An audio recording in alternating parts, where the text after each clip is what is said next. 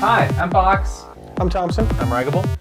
And you're watching Two Smart Guys. And if you haven't watched our show before, we do all kinds of cool little hacks and mods and Tech stuff. Anything that piques our interest. Geek friendly. What are we doing today? We are finding a way to get free Wi-Fi on the extreme scale. An extreme scale. How extreme? This extreme. Like this? Like your antenna is probably 6 inches tall. My antenna is 3 foot by 2 foot. You just whipped it out, boys. So, yeah, my antenna is bigger than your antenna. Okay, so so what can you do with this? Well, this started because I'm cheap. Let's just be honest. I don't. You're thrifty. Well, I'm cheap. Oh, okay. I'll say what it is. I don't have the cash to pay $60 a month for a broadband connection. So what do you do? Well, I have been doing what all cheap and Cheap geeks. yeah, try to do when you hook onto someone next door. Which I like to thank everyone in the Christmas season for the gift of free Wi-Fi. Because anyone who doesn't lock down their router is, a free Wi-Fi source. Love thy neighbor. Yeah, please, thank you, and don't stop. But the problem was I only had one neighbor who was kind enough to give free Wi-Fi. And unfortunately, they had a DSL connection. It was really poor. We're talking 2 bars. It was less than a 1 megabit per second kind of connection, which, if you're checking your email, you can put up with it. There's nothing else you can do with it.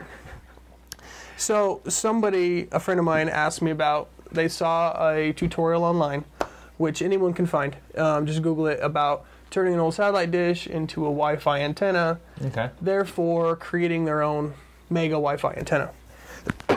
Excuse me. So if you don't have something like this, you can always use... I didn't have anything like that to begin with.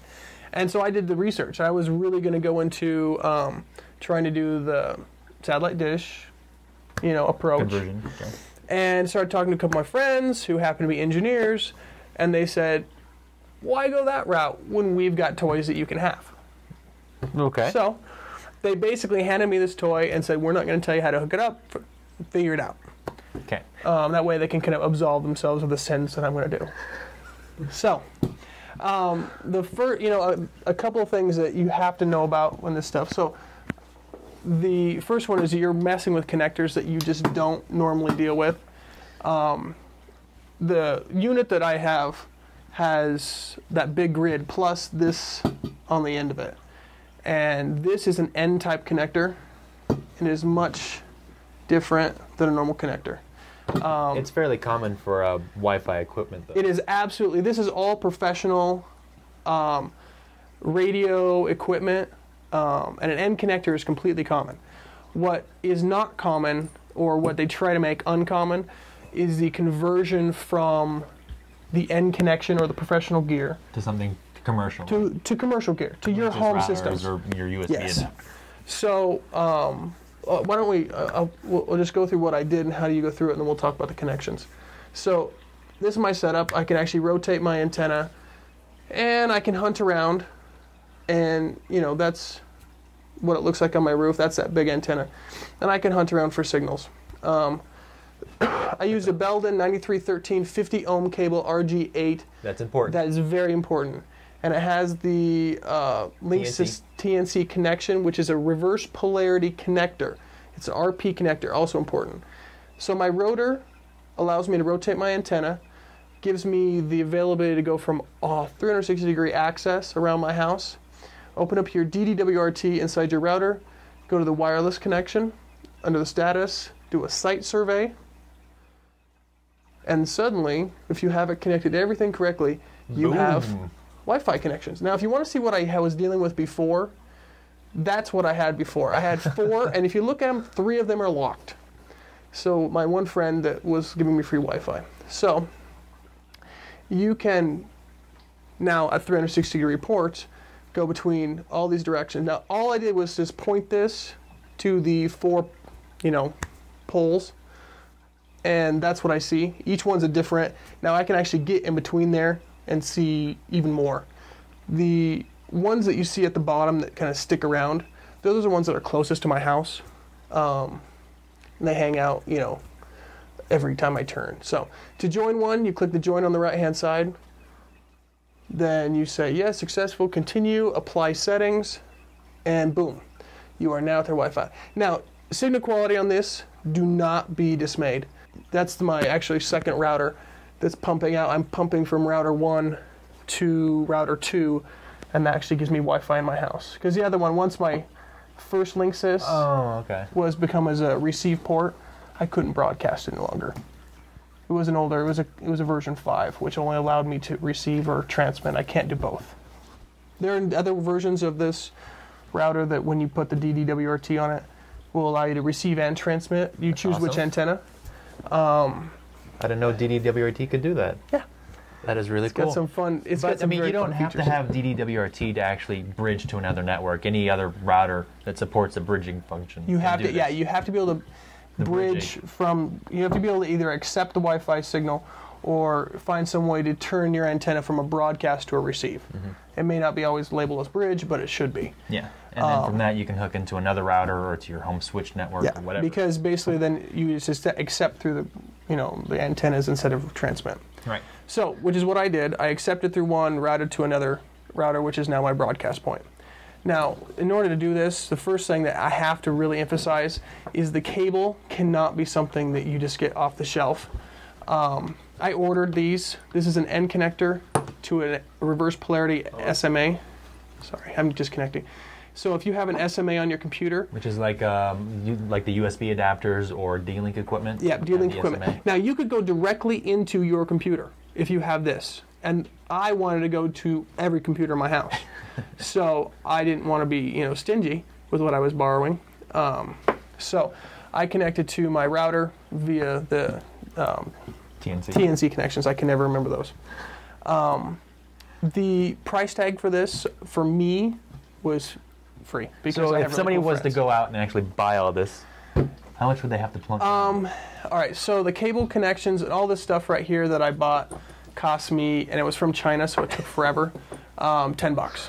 It was 6 feet of cable, the end connection to SMA. Some important things to remember: the shorter the cable length, the better the signal. Right.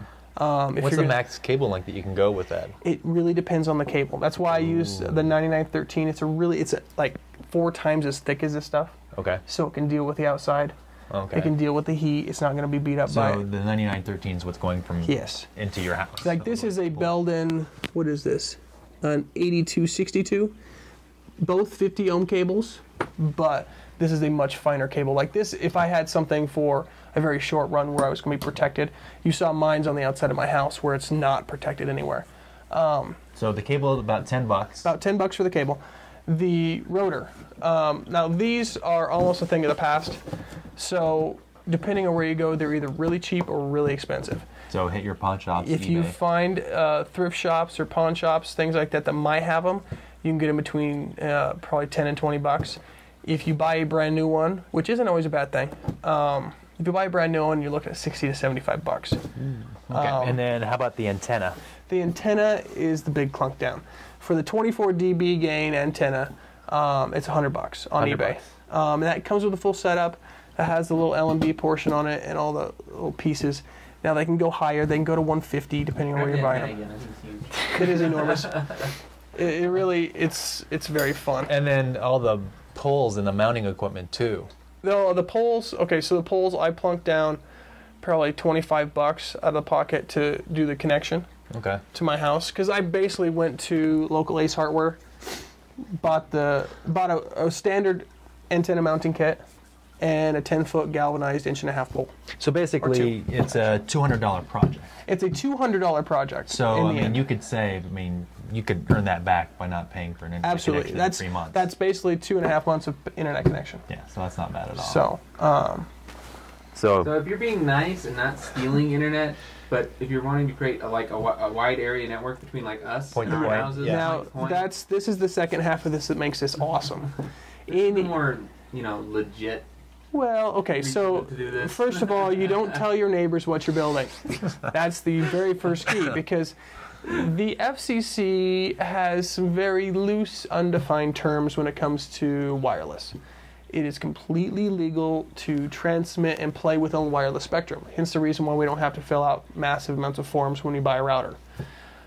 But when you start playing with professional gear, with consumer grade stuff, you hit that gray area that if you step on the wrong toes, you are in trouble.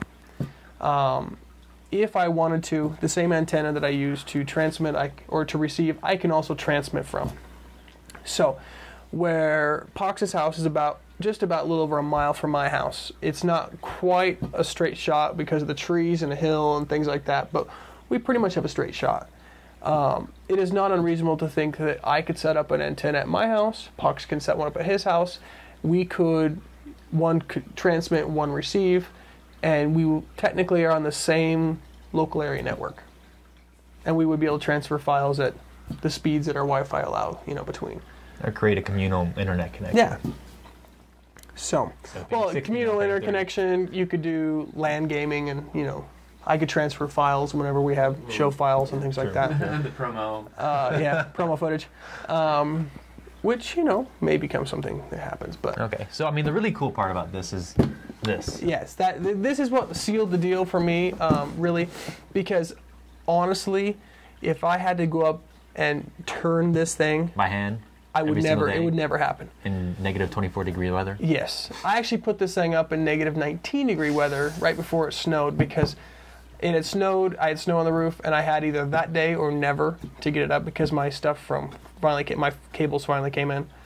Okay. And do you want to explain what this does exactly?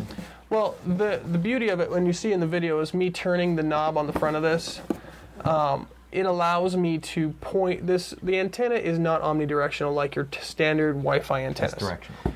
It, to what I can tell, it has about a 9-degree width of where it's going to see best. It spans about 14 degrees, but on the fringes of that, you're getting nothing. You're getting really, if you see signal, it's more horizontal. Yeah. It's more vertical than it is. If you were to hit refresh on the site survey, it would pop on, pop off, pop on, pop off, as the cycling of their system runs.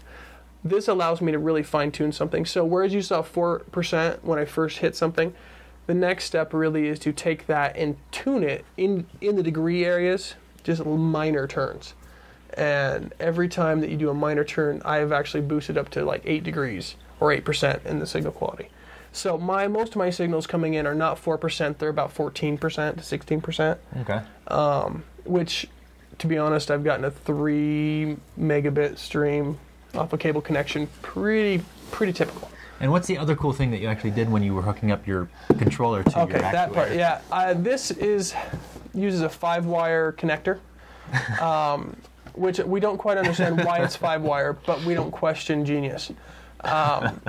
So when I had it, I saw this antique 5-wire 75-foot rotor cable that is pronounced as being included in the package, which it was, but I have about 3,000 feet of Cat 6 running around my house, and I want to be able to patch this anywhere across my house. I'm in the middle of installing all of my Ethernet in my house, so I ran Ethernet cable from that down to it, so now I'm going to run Ethernet. So it's actually running through an Ethernet cable. It is not connected to an Ethernet jack yet, but when I finish the installation in my house from my patch panel and my Ethernet connections, what I'm going to have the availability of doing is having a little cable that's connected from that to an Ethernet pigtail, which I'll plug into any port in my house that's not live with my LAN. Let me make sure I express this in case someone tries this, because I will cook the LAN and anything on it if I pump the... Because remember, this is plugged into electricity and it will pump. It's the same thing as plugging a phone line into a LAN. You don't have power coming to it on the outside? Not on the outside. The power runs through the Ethernet cable. Oh. Okay, so this is the danger point. You cannot have this connected to your LAN. You've got it separate. You've got to have it separate, and you've got to have it talk to it separately. But because of my patch panel, that's completely possible, because I can actually patch from one end to the other, completely isolated from my LAN. In the end, I'll be able to take this from my office to another room. And actually, if I wanted to change rotor and I wanted to sit in my bedroom and be really lazy, I'll patch into it, change the patch connection, sit in my bed, and rotate and look. Because I mean, instead of just changing the patch connection on the back, can you just hook all of those ports into that one single jack? Well, with my patch connection, because of that, I have to have a direct connect. Because remember, it is a powered connection. So without, right, what I'm saying, so on the patch panel, you've got the wire going from the actuator into the patch panel. Yes, I could make all of them live, but I would rather have the availability to actually repatch it as an Ethernet cable instead of having, for instance, future-proofing my house from the next owner. The next owner won't have a use for a rotator thing because I'm taking it with me. But they will have a use for the Ethernet. Right. So each room is going to have 2 to 3 Ethernet connections along with a phone line connection. Okay. One of those Ethernet connections can become a wired connection for this through my patch bay. Okay. Which is the justification for it. But yes, you could have a switch location with a very simple, everything's connected, very simple, just like phone line connections, where they're all just part of the same network. And then the other cool thing, possibly you can do to upgrade, is you can always try to come up with a different controller as well. I was talking to an uncle, and he is very much into the Arduino stuff and very, very, very excited about this project. And he wants to connect something where from his home, I think it's about 18 miles away from where he's got one of his locations. Okay. He could tap into it and control it through an Arduino and actually change it, to change it to different networks that he owns. Right. Because he plays with Wi-Fi. And that stuff. Like in your instance, your wife says, "Hey, my connection just dropped." Yeah. You're at work. Well, instead of saying wait till I get home, you can just exactly. start hunting around while you're at work. There's all sorts of things I really want. I thought about doing. I thought about maybe there's a way to mount a camera on the end of this, get more visual feedback about and where just you're like pointing that way I'd have landmarks to point at, because I could pump that through an internet connection through a camera feed, and actually be able to rotate. You've got it. There's the catch-22 there. Yeah, the internet feed has to go down somewhere. Yeah, I understand. Yeah, that was the reason why I'm like, there's lazy and then there's really lazy, and that would be the camera. But the same thing would be if you started rotating. You'd have to have an internet connection. See, the point he was trying to do with the uncle was that he wanted to be able to connect to a different network and do maintenance. Because for the most part, he's attaching to their network that's already being fed, and he's going to connect into it again with that and do maintenance inside. Okay. So instead of whereas he could actually connect to his home network, or do maintenance on, bounce through it to go do maintenance on something else. Okay, so it's always connected anyway. Yeah, it would always be connected, and he had the availability for having the broadband connections always too. So he's pumping it somewhere else when he does it. I'm, on the other hand, receiving, which changes the scenario completely. So as soon as you lose it, you lose control. Yeah. Well, it's, for what it is. In terms of cheating to get Wi-Fi, I don't think there's many ways you can complain about going from 4 to 40 available connections. Now, I can't say I get 40 yeses when it comes to open networks, but you could always take it to the next step. I try not to take it to the next step, because that's where I'm drawing my line. This makes me sleep at night and not feel bad about this. Is that if you, as an educated individual, purchase a router which has in very large, very bold print all over it, set your Wi-Fi security. That's why they have those buttons on the front now. Yeah. So, and every router has been having it for a long time, which says set your Wi-Fi security. If you don't lock down your router, it doesn't matter if you're trying to pretend to sniff anyone else who tries to get on your system or not. I really can get on your system and you can't do anything about it. It was short of booting me off through MAC address filtering and things like that. And if you're which I have ran into some like that are MAC address filtered. And they're open, MAC address filtered. That's great. I don't mess around with them. I still don't like that. I mean, it's still open, so you can still packet sniff. I can actually tell everything that goes in and out of the router. Because I can see as much of my traffic as I can see their traffic. Yeah. But I won't crack a system. I won't web crack. That's my, not that I can't, not that I haven't, I won't. That makes me feel good at night that I haven't really done anything. Makes it easy for you. Yeah, exactly. That's really what it comes down to. Is if it's open, It's just like many other things. I feel that the signal is bombarding me. I'm just utilizing a free signal. You're sending it to me anyways. It's in my house now. Exactly. Your signal's in my house. I didn't do anything to really do too much to bring it in. By the way, in terms of gain, that increased my reception by 250%. Throw that math equation up there on the show notes. Yeah, it's what was that? Like for every 3 dB? For every 3 dB increases, you double your percentage. Right. You double your distance or signal strength. For every 3 dB loss, you cut your signal strength in half. So those of you who want to try and do this with non-50 ohm cable, you will lose 12 dB. So you basically turned your $100 antenna into 6 inches. Ouch. Actually, it's that big because it'll lose it all through the cable. That's the same reason why I didn't use this cable outside, was because of the shielding and things like that. When I bugged my engineer friends, they were like, it would probably last for a season, but the minute the sun scorched it enough to crack the shield, the casing on it, the signal's gone. So importantly, make sure you've got the right connections, good wiring. Good wire, yeah. Because otherwise your antenna is just. This is all the math stuff that those engineers got their degrees for, the stuff that I barely understand, and the reason why Google exists. Yes. Because if I had to figure this out on my own, trust me, I would have tried to use 75 ohm cable, and I would have been really pulling my hair out trying to figure out why it wasn't working. So. We'll save you that frustration. Yeah, it's... All right, so we've been going on long enough, I think. I think we went off for plenty. Yeah, one of the questions was, you have a list of this stuff, and of course, twosmartguys.com. Yeah, absolutely. We can put a list of of the equipment and the list of connections we ran into. Yeah. This is a really, if you look up grid antenna, they come in many different shapes. I would like to get a 15 dB antenna for, this is part of this stuff is going to become a road kit for me in my vehicle. So that when I'm traveling and I really get pissed off at a hotel that can't seem to get Wi-Fi connected, I could get it. They're much smaller. 15 dB antennas are much smaller.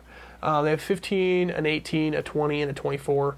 They go up in size. Different shapes and sizes. Yeah, they go up in size. And... the ones that are homemade, I'd be wary of, because if you're sticking a home USB Ether or network adapter into a cone, what you're doing, or the the can of the cantenna. It does not become a Yagi antenna. I'm sorry. It doesn't matter what you do to it. There is math behind the elements. There is math behind the steel. All that stuff does signal harnessing. It's the same reason why that satellite dish could be used, because it was actually harnessing and focusing into a specialized antenna. But if you use a home equipment, all you're doing is you're just cupping. You might get a little bit of signal increase, but you are not getting a 3 dB increase. I do not care what IP sniffers are telling you, or okay. It's not really giving you that much. You'll have an increase only because you're capturing. You're focusing its connection. More. Yeah, you're no longer an omnidirectional antenna. You're a directional antenna. Okay. Which you lose, that same dB was available, but you were spreading it everywhere. It's not really increasing your dB. So good advice on homemade antennas. Yeah, you can make them, but they're, if you're shooting from apartment complexes, that's fine. But yeah, you can't set this up in an apartment complex. Okay. Any other questions? Anything else? Any other questions from the forums? There's not one's going to be posted. So we do this show live every Wednesday night at 10:30 Mountain Time. 10, 11, 12, maybe 1. Yeah, just check in late Wednesday nights. They do at least start the stream at 10:30 so that you know when it's coming down. And then usually edit the show so it'll be posted live on Friday. That you can check twosmartguys.com for the fully edited show, along with the show notes and links to all the files that you'll need on the equipment, file files, or list of. And they're Mevio. Oh, they're on. You guys are having this on Mevio. Yeah, Mevio.com.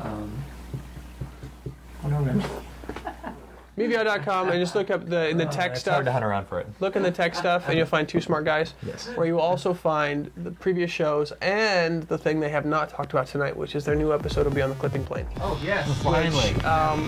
If I'm going to be shamelessly plugging, I'll shamelessly plug the Fireballs and things that I haven't got a chance to see yet. So. Oh, you haven't watched that? No, because when okay, here's my admission. When I made the video for this yesterday, in my panic to try and create something between working, I completely jacked up my really fast Wi-Fi signal that I had tuned in so nicely, and I had not written down the MAC address of the one that I was using. Oh. And because of that, I was surfing through a bunch of people who just like to name their wireless router, or Linksys, which is one of my favorites. So when you go through 5 or 6 of those trying to find the right one, sometimes it takes So when you're hunting for Wi-Fi, biggest thing is not the SSID, it's the MAC address. Write down the MAC Write down the MAC address, because if they change the SSID, you can always, very few people understand changing MAC addresses. The MAC address will give it away. And for the most part, people who aren't locking it down anyways just leave it at the default SSID. Yeah, and even if they don't leave it the default SSID, I found that some people will change the name but never change the password.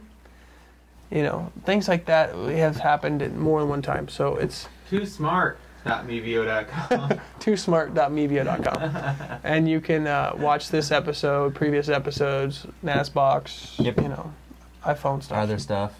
You can always go to our homepage. These guys. I'm the couch guy in the corner usually. Of course, yeah. TwoSmartGuys.com. Always good stuff. Help on the forums are available by other people other than ourselves. You can follow me on Twitter. I'm Walking Crow. We've got Tommy 5C. Braggable. Raggable. How bad is that? Yeah. I'm just obvious. raggable. yeah. So we'll see everybody next week, hopefully. Yep. Have fun. This has been a Two Smart Guys production.